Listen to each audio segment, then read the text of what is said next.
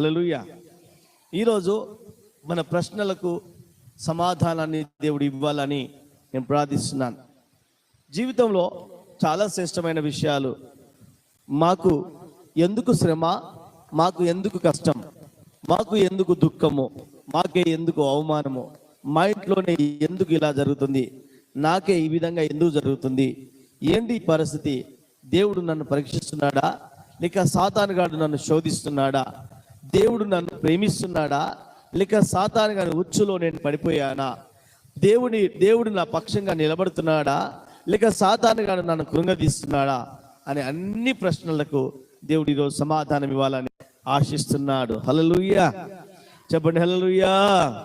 అందరు చెప్పండి, హల్లెలూయా. సో దేవుడి మహాకృప వల్ల మీరందరూ ప్రార్థించాలని ప్రభుపేట కోరుచున్నాను. ఈరోజు ఈ వాక్యాన్ని ధ్యానిస్తున్నప్పుడు జాగ్రత్తగా ఆలకించండి.